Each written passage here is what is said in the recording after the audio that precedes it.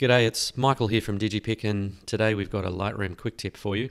We're going to have a look at the crop tool, and to start off with, you can find the crop tool over here from the tool panel, and I'm sure most of you are familiar with this, but we're going to try and have a look at some capabilities that the crop tool has that some people who are new to Lightroom may not be aware of.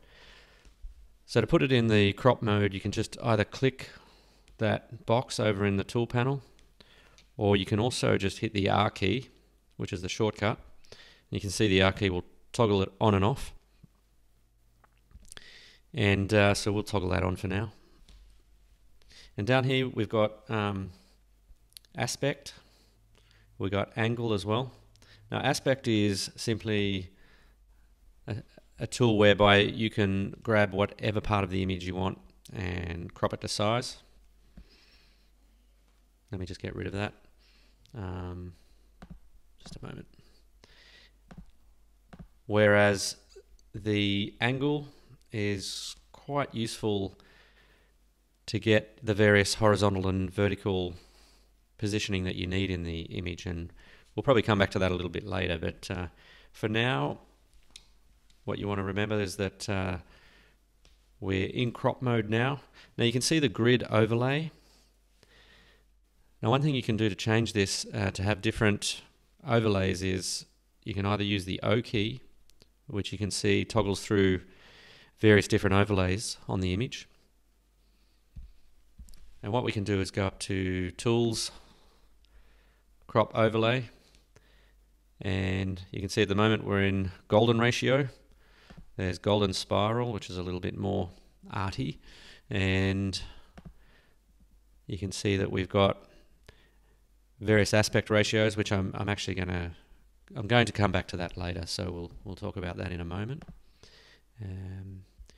So the rule of thirds, and so you can get familiar with all these different settings in your own time, but if we just now hit the O key, you can see you can toggle back through those various overlays. Also, if I take for instance this one, what we can do now is hit Shift O, and that'll change the overlay and put it into a different, it'll flip it around, turn it upside down, do all that sort of thing. So if you're not happy with the layout, just hit Shift O, and that'll get you through to have a different setup of your overlay. You can still do that through Tools. Just go to Crop Overlay and Cycle Grid Overlay.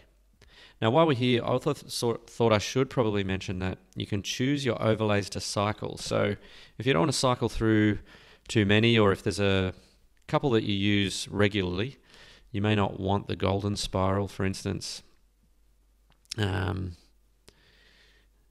We can take a couple more off there. Maybe we take the triangle off and the diagonal overlay. Now if we hit O, see we can overlay, we can just toggle through or cycle through the overlays that we've chosen to do. Now if I just take the crop tool off for a moment, another thing I'd like to show you is that if you go in through the usual method, what we might do is just take the overlay off for now, or we'll put it onto grid actually. And what a lot of people may not be aware of, that over here we have this, well, where it says original, we've got a drop down there. And what we can actually do there is choose a definitive print size. So if we need to go down to our local Officeworks or somewhere to print this image off, and we need it in a 5x7 for a 5x7 frame, we can just hit 5x7. And see, that'll lock up the photo as well. And now you can move the photo around into wherever you think it's best positioned. And once you've hit done, then you can export that photo and go and print it off, and it'll be in the right aspect ratio for you to print off a 5x7 print. Now the one thing people often ask is, well, how do I get it from a landscape 5x7 to a portrait 5x7. And you can see you can move the photo around, and it'll go in and out with a relative amount of ease. It's quite simple to do, but the one thing you need to do to get it into a portrait layout is you don't grab the side. You don't grab the side of the crop. You grab the corner of the crop, and you just take it horizontally along until it snaps into the portrait layout. And now you can just go back and put your image into the best position available. So what we might do is position it in so that we grab most of the interesting parts of the picture there, or the photo, and we might just straighten it up. Now this is the angle tool, which I find really useful for horizontal and verticals. You can see what we might do here is just straighten up the lights of the beach pool. That looks pretty good to me. And from there we can just hit done. And there we have it. We've got our portrait image. It's in a 5x7, ready to print.